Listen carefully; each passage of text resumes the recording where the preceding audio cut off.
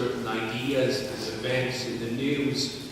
So you can well imagine that last week when it was announced the TTC had sold advertising space to an atheist organization on their buses, I was extremely interested, and I'm still rolling over that thought in my mind, what it's going to mean for our society when the TTC buses have written across their side, God probably doesn't exist. Now stop worrying and start enjoying life. Surely this has some strange implications for who we are and the way in which we and our children think about society. And I thought we had better decide on what our position is going to be with respect to atheists who are actively trying to make people stop believing in God. And I have reached my decision and my strategy, and this is what it is. I say, God bless the atheists. And I know that's the punchline to an old joke, and I don't mean it as a joke, in that nothing bothers an atheist more than when you say to them, God bless you. I mean it in complete seriousness. Why would I say God bless the atheists? First of all, some broad reasoning to start us off.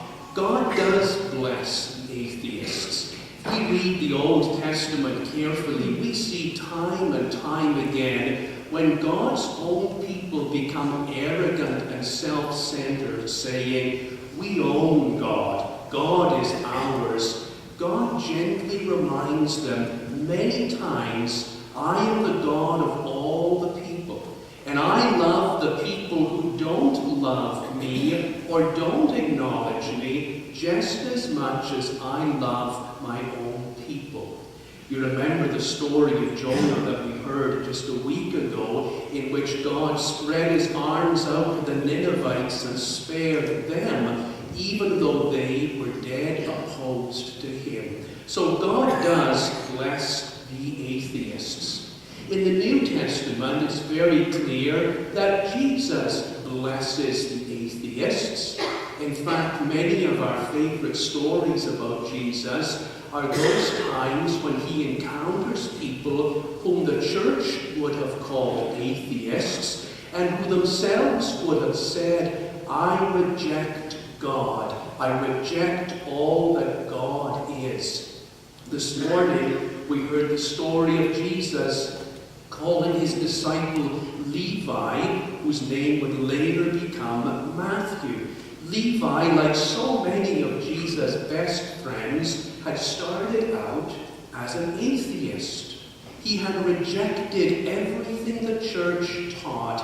He had rejected God, but for some reason, Jesus goes to him and says, hey, you atheist, you are going to be my follower. What a cruel thing to do to an atheist. And yet so it was with Zacchaeus, who had rejected God, Mary of the 7 demons, who had rejected God, and in the story this morning, all of those sinners, tax collectors, publicans, and prostitutes, all of them would have been considered atheists, and yet Jesus put his arms out and gathered them and said, you are going to be my disciples. So Jesus blesses the atheists. If that isn't enough, of course, we revert to that very simple verse in which Jesus says, love your enemies. And so we have no excuse to curse or condemn anyone.